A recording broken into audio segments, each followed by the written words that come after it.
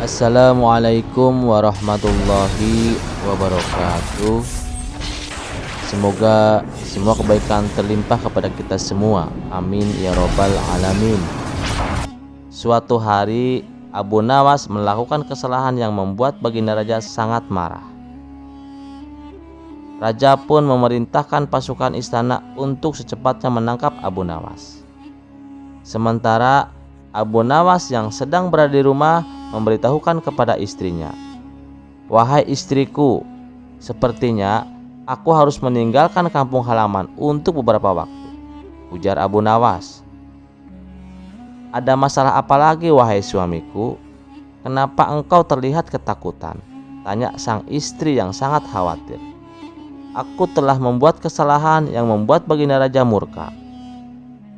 Aku yakin tidak lama lagi pasukan istana akan datang kemari untuk menangkapku," jawab Abu Nawas. Kemudian Abu Nawas mengemas bajunya ke dalam tas dan segera pergi meninggalkan rumah. Ternyata dugaan dia benar. Selepas kepergiannya, beberapa prajurit istana datang menggeledah rumah Abu Nawas.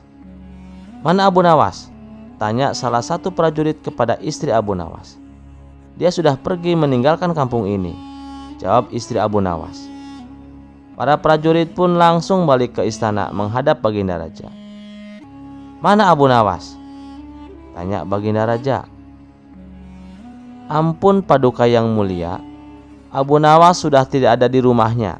Kata istrinya, dia sudah meninggalkan kampung ini," jawab salah satu prajurit.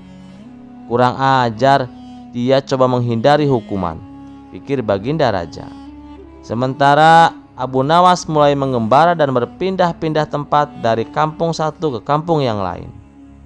Suatu ketika dalam pengembaraannya, Abu Nawas melintas sebuah dusun yang sedang dilanda musim kemarau. Abu Nawas yang mengenakan jubah dan sorban layaknya ulama besar sempat membuat perhatian warga. Mereka mengira Allah Subhanahu wa Ta'ala telah mengirimkan seorang waliullah untuk menolong dusun yang sedang mengalami musim kemarau. Para warga pun segera mengerumuni Abu Nawas. "Assalamualaikum Syekh, sudilah kiranya Tuan Syekh mampir sebentar di rumah kami," minta kepala dusun itu. Abu Nawas pun sudah menolaknya. Namun karena para warga memaksa, ia pun mau tidak mau menerima ajakan mereka ke rumah kepala dusun. Abu Nawas dijamu berbagai macam hidangan dan diperlakukan istimewa layaknya raja. "Apa yang membuat kalian memperlakukanku sedemikian istimewa? Padahal kalian tidak mengenalku," tanya Abu Nawas. "Begini Tuan Syekh, dari penampilan Tuan, kami yakin kalau Tuan adalah ulama besar yang dikirim Allah Subhanahu wa Ta'ala untuk membantu desa kami," jawab kepala dusun. "Memangnya apa yang menimpa desa kalian?" tanya Abu Nawas lagi. "Sudah berbulan-bulan desa kami mengalami musim kemarau. Tanaman-tanaman mati. Air persediaan kami tinggal beberapa ember. Doakanlah desa kami, wahai Tuan Syekh, agar desa kami diturunkan hujan," jelas kepala dusun. Abu Nawas terdiam mendengar keluhan mereka. Ia juga berbulan-bulan tidak mandi dan bajunya sudah lama tidak dicuci, padahal tujuannya ke sini untuk menumpang mandi. Tak selang beberapa lama muncullah ide cemerlang di otaknya. "Baiklah, aku akan memanjatkan doa kepada Allah Subhanahu wa Ta'ala supaya desa kalian diturunkan hujan. Tapi ada syaratnya," ujar Abu Nawas. "Apa itu syaratnya Tuan Syekh?" "Kami bersedia melakukannya," balas kepala dusun. "Syaratnya adalah kumpulkan semua air persediaan kalian dan taruh di tengah lapangan," perintah Abu Nawas. Para warga pun membawa air terakhir yang mereka miliki. Total air yang terkumpul hanya 2 ember. Kemudian air tersebut ditaruh di tengah lapangan. Abu Nawas melepaskan bajunya dan mencucinya dengan air di ember pertama. Sedangkan air di ember kedua dia gunakan untuk mandi. Melihat hal itu, para warga pun menjadi terkejut. "Wahai Tuan Syekh, Itu air terakhir persediaan kami yang rencananya untuk minum anak-anak kami, ucap salah satu warga. Perbuatan Abu Nawas ini tentunya mengundang reaksi kemarahan warga. Ada yang mencemooh, ada yang membentak, dan ada pula yang menghujat. Namun, di tengah kegaduhan itu, Abu Nawas dengan tenang mengangkat bajunya yang dicuci, lalu menjemurnya, dan perkataan mereka pun tidak dihiraukan. Para warga bertambah emosi sehingga hendak memukulinya. Tapi niat mereka langsung terhenti ketika tiba-tiba terdengar suara guntur yang disusul hujan lebat. Penduduk pun lupa dengan marahnya. Bahkan sebaliknya, mereka berebutan mencium tangan Abu Nawas dan mulai berteriak kegirangan menyambut datangnya hujan yang sudah lama ditunggu. Saat itu sang kepala dusun menghampiri Abu Nawas. "Tuan Syekh, sebenarnya doa apa yang Tuan panjatkan sehingga langit berkenan menurunkan hujan?" tanya kepala dusun. Dengan polosnya Abu Nawas menjawab, "Begini, doaku biasa saja, tapi jubahku ini tinggal satu dan tidak pernah dicuci selama berbulan-bulan. Bila aku menjemurnya, pasti hujan akan turun deras. Mungkin karena langit tidak tahan dengan bau jubahku," celetuk Abu Nawas. Mendengar hal itu, sontak para warga langsung tertawa terpingkal-pingkal. Sejak saat itu, Abu Nawas mulai menetap di sana sembari menunggu kemarahan Baginda Raja reda.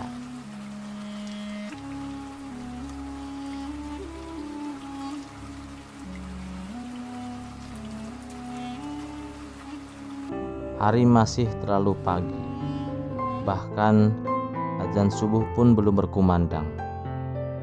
Tapi Abu Nawas sudah terlihat sibuk.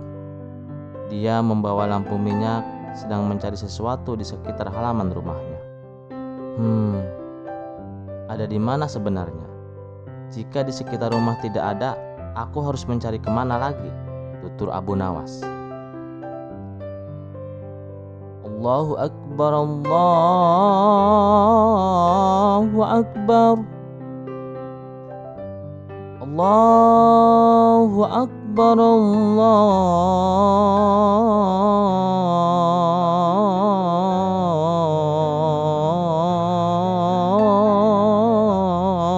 Akbar.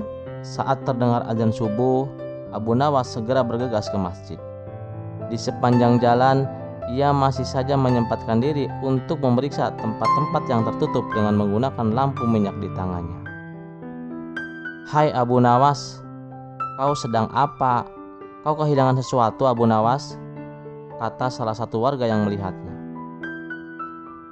Abu Nawas pun tidak menjawab pertanyaan itu. Pikirannya terlalu sibuk sendiri.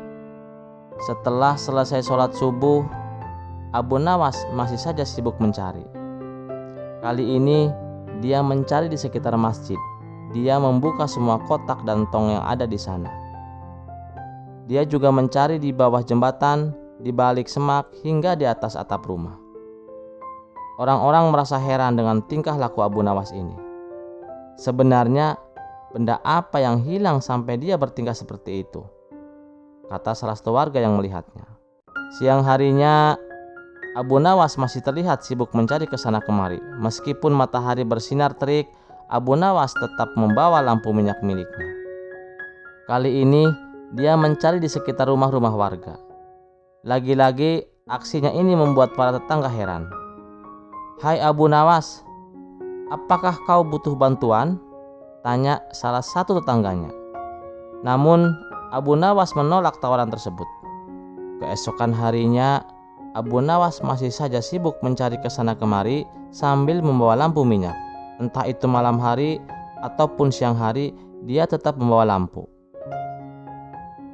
Dan pada hari keempat, orang-orang mulai tidak sabar lagi. Mereka menghentikan Abu Nawas dan bertanya dengan gusar, "Hai, siang hari begini buat apa membawa lampu minyak? Sebenarnya apa yang kau cari?"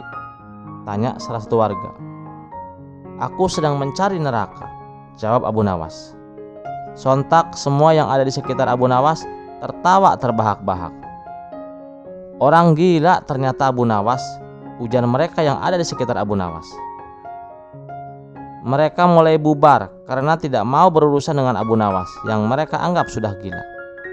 Warga Baghdad tidak sabar akan perilaku Abu Nawas yang berkeliaran seperti orang gila. Sesuai hukuman yang ada di kota Baghdad, bahwa orang gila tidak boleh berkeliaran di jalan dan mereka harus ditangkap dan dikurung. "Apa sebaiknya kita laporkan saja?" ujar salah satu warga.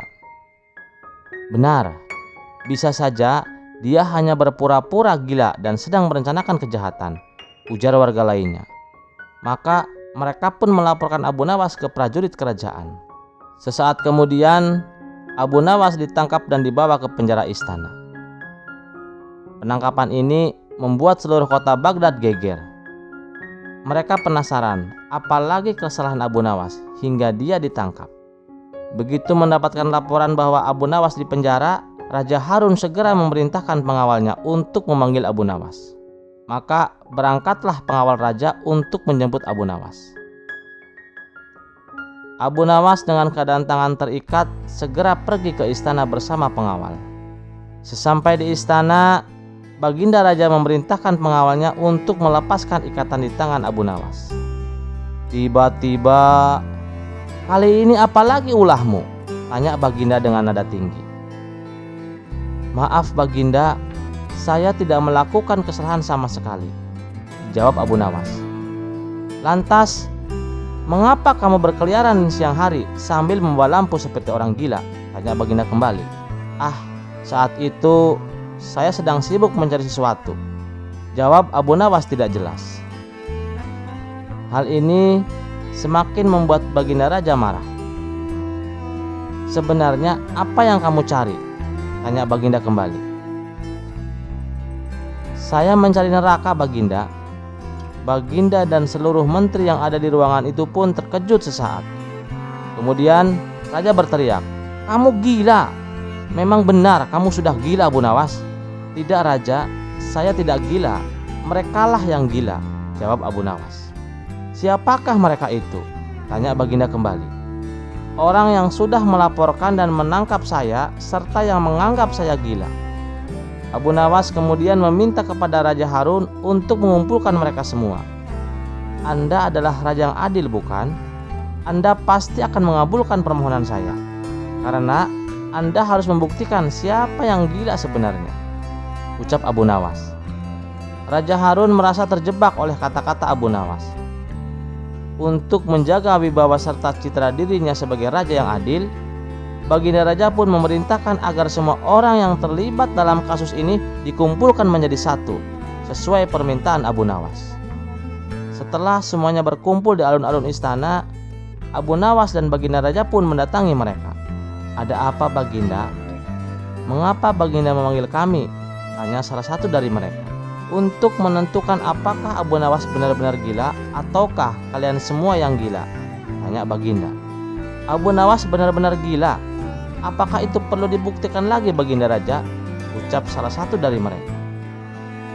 "Semua harus dibuktikan, karena menurut Abu Nawas kalianlah yang gila. Wahai kalian semua yang mengaku waras, apakah menurut kalian orang yang berbeda pandangan adalah orang yang berdosa dan sesat?" tanya Abu Nawas. "Benar," jawab orang-orang yang jumlahnya ribuan. "Apa hukumnya bagi orang yang berdosa dan sesat?" tanya Abu Nawas. "Kamu memang gila. Tentu saja hukuman bagi orang yang berdosa dan sesat adalah neraka. Kamu adalah contoh orang gila penuh dosa dan sesat. Kamu pasti akan masuk neraka," kata salah satu di antara mereka dan diiringi dengan orang-orang bersorak. Abu Nawas menghela napas dengan santai.